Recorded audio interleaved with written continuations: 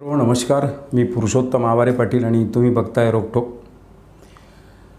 मित्रो, महाराष्ट्राच्या विधिमंडळाचं अर्थसंकल्पीय अधिवेशन की जे लोकसभा निवडणुकीच्या पार्श्वभूमीवर थोडक्यात आटपायचं होतं, 4 दिवसाचं अधिवेशन झालं. या 4 दिवसाच्या अधिवेशनामध्ये सरकार पक्षातील दुही मोठ्या प्रमाणावर समोर आली. माध्यमांनी जणू काही कंत्राट घेतलेला आहे. विरोधी पक्षामध्ये काय काय फूट आहे, कशी कशी असते.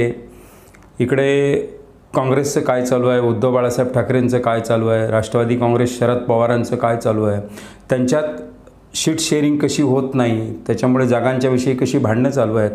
हे मुद्दे सातत्याने माध्यमं आणतात. परंतु सत्ताधारी 3 पक्ष जे आहेत, भाजप, शिंदेंची सेना आणि अजित पवारांची राष्ट्रवादी, यांच्याविषयी मात्र कधी बाहेर काही येताना दिसत नाही. ते प्रामुख्यानं या अर्थसंकल्पीय अधिवेशनाच्या निमित्ताने दिसून आलं. आज पहिल्यांदा महाराष्ट्राच्या इतिहासात कधी नव्हे तो प्रसंग घडला. मंत्री दादा भुसे आणि त्यांच्याच पक्षाचे शिवसेना शिंदे गटाचे एक आमदार थोरवे हे लॉबीमध्ये असताना अगदी एकमेकाशी बोलताना हमरीतुमरीवर आले.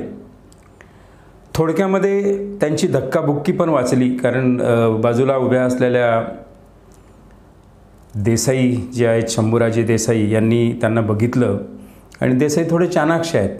थोडं शिंदे गटाच्या प्रसिद्धीकडे ते अधिक लक्ष देतात. अनेकदा प्रवक्त्याच्या भूमिकेत पण ते असतात. त्याच्यामुळे त्यांचं लगेच लक्ष गेलं आणि माध्यमांनी ही गोष्ट कव्हर करू नये अशा पद्धतीचा प्रयत्न त्यांनी केला. परंतु जे व्हायचं ते झालं. अनेक माध्यमांच्या कॅमेऱ्यांनी ते टिपलं. दिवसभर त्याच्या बातम्या झाल्या आणि ह्या बातम्या होताना साधारणतः असं लक्षात आलं की दादा भुसे आणि थोरवे या विधानसभा सदस्यांच्या, मंत्री आणि विधानसभा सदस्यांच्या मधला जो वाद आहे तो वाद चव्हाट्यावर आला. सत्ताधारी पक्षानं तो लपवण्याचा खूप प्रयत्न केला, परंतु शेवटी ते बिंग फुटलं. विधानसभेत काही लोकांनी तो प्रश्न उपस्थित केला, विधान परिषदेत तो प्रश्न उपस्थित झाला, कारण की दिवसभर तोपर्यंत सगळ्या माध्यमांवरून त्या बातम्या चालवायला सुरुवात झाली होती. आणि मग सरकारला एक केविलवाना प्रयत्न त्यानिमित्ताने करावा लागला की असं काही घडलं नाही, थोडासा आवाज चढला वगैरे वगैरे. परंतु जेव्हा सायंकाळी माध्यमांसमोर ते आमदार थोरवे जेव्हा आले तेव्हा त्यांनी स्वतःच सांगितलं की बाळासाहेबांची आम्हाला शिकवण आहे की जर तोंड वाजून मिळत नसेल तर कानाखाली वाजून मिळवा. आणि अशा पद्धतीचा शिवसैनिक माझ्या त्यावेळी संचारला होता. मंत्री दादा भुसे हे आमदारांचं सुद्धा काम करत नाहीत, सत्ताधारी आमदारांचं सुद्धा काम करत नाहीत, अशा पद्धतीचा आरोप त्यांनी केला. ते जेव्हा माध्यमांशी बोलायला निघाले तेव्हा पुन्हा शंभूराजे देसाईंनी मध्ये त्यांच्या येण्याचा प्रयत्न केला, कानात सांगण्याचा प्रयत्न केला की माध्यमांशी काही बोलू नका. त्याच्याही बातम्या अर्थात सगळ्या माध्यमांनी दाखवल्या. हा प्रयत्न कशासाठी होत आहे लक्षात घ्या की शिंदेंच्या गटात, शिवसेनेत सुद्धा मोठ्या प्रमाणावर आमदारांमध्ये प्रचंड नाराजी आहे. लोकसभा इलेक्शनवरून असेल, मंत्रिपदावरून असेल, राज्यमंत्रीपदावरून असेल, कारणं वेगवेगळी आहेत. 42 आमदारांमध्ये मोठ्या प्रमाणावर नाराजी आहे. ती नाराजी येणाऱ्या लोकसभा निवडणुकीत, येणाऱ्या विधानसभा निवडणुकीमध्ये निश्चित सत्ताधारी पक्षाला ते भोगावं लागेल. एका बाजूला शिवसेनेतली ही नाराजी म्हणजे असा प्रसंग जो की महाराष्ट्राच्या विधिमंडळाच्या इतिहासात कधी घडला नाही, तो प्रसंग असा घडतो. मंत्री आणि आमदार हमरीतुमरीवर येतात, सरकारला धावपळ करून ते लपवावं लागतं, त्याच्यासाठी अट्टहास करावा लागतो, आटापिटा करावा लागतो, अशा पद्धतीचा प्रयत्न झाला.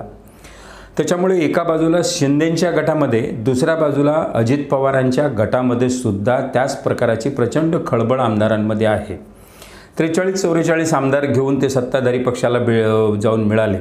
मात्र मंत्रिपदं काही मोजक्या लोकांच्या वाट्याला आली. तशाच पद्धतीची अंतर्गत धुसफूस भारतीय जनता पक्षात आहे. भारतीय जनता पक्षातल्या अनेकांना असं वाटते की बाहेरून आलेल्या माणसांना सतत सत्तापदं मिळतात, मंत्रिपदं मिळतात, वेगवेगळी लाभाची पदं मिळतात आणि जे निष्ठावंत आहेत, जे वर्षानुवर्ष पक्षात काम करत आहेत, त्यांच्या वाट्याला मात्र काही येताना दिसत नाही. त्यांच्यात ते धुसफूस आहे.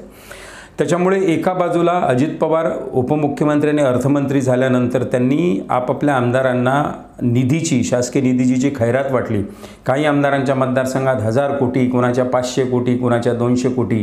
आणि भारतीय जनता पक्षाचे जे आमदार आहेत त्या अनेक आमदारांच्या मतदारसंघात मात्र निधीची कमतरता आहे. ते ओरडत आहेत, परंतु शिस्तबद्ध पक्ष असा ठप्पा बसलेला असताना त्यांना फार काही बाहेर ओरड करता येण्याची सोय नाही. माध्यमांकडे त्यांना जाता येत नाही, कारण शिस्तभंगाची कारवाई होण्याची शक्यता असते. त्याच्यामुळे तोंड दाबून बुक्क्यांचा मार सहन करण्याचं काम सत्ताधारी पक्षातल्या या भारतीय जनता पक्षाच्या अनेक आमदारांमध्ये सध्या अनेक आमदारांशी बोलणं होते, ते बोलणं सांगतात की कशा पद्धतीचं देवेंद्र फडणवीसांचं सगळं पक्षावर मुखी छत्र आहे आणि ते त्यांच्या मर्जीतल्या आमदारांची कामं कशी करतात, आमदारांना कसे कंत्राट देतात, त्या आमदारांच्या मतदारसंघात निधी कसा वाटतात, हे सगळं अनेक आमदार सांगतात, पण बिचारे बोलू शकत नाहीत. अर्थात मित्रो, याचा परिणाम लोकसभा निवडणुकीत नक्कीच होईल, येणाऱ्या विधानसभा निवडणुकीतसुद्धा नक्की होईल. सांगायचा अर्थ असा की माध्यमं ज्या पद्धतीने विरोधकांचं काहीही उकरून नेतात आणि यांच्यात मात्र सगळं घडत असताना काहीही बाहेर दाखवलं जात नाही. ही जी काही पाकिट पत्रकारिता गेल्या 4-5 वर्षामध्ये मोठ्या प्रमाणात जिनी तोंड बाहेर काढलं, ते खरं तर लोकशाहीसाठी अत्यंत घातक अशी पत्रकारांची परंपरा आहे. अर्थात ते सगळे तसे नाहीत, काही मोजके मुठभर असतील पाकिट पत्रकार, परंतु ते पत्रकार महत्त्वाच्या आणि मोठ्या चॅनलमध्ये, मोठ्या वर्तमानपत्रात बसलेले आहेत. त्याच्यामुळे वस्तुस्थिती जी आहे ती बाहेर येण्यास सध्या तिला मार्ग नाही. परंतु तरी जिल्हा ठिकाणची वर्तमानपत्र असतील, काही यूट्यूब चॅनलवाले असतील, काही छोटे छोटे वर्तमानपत्र असतील, ते सगळे ह्या भानगडी काढतात. अर्थात लोकशाहीच्या रक्षणासाठी ही सगळी छोटी समजल्या जाणारी माध्यमं जी आहेत ती अतिशय महत्त्वाचा रोल अदा करताना आपल्याला दिसत आहेत.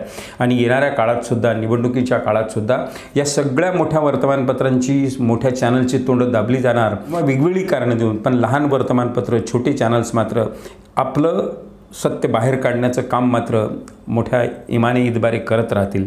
मित्रो, हा व्हिडिओ आवडला असेल तर निश्चित शेअर करा, लाईक करा आणि या चॅनलला सुद्धा सबस्क्राईब करा.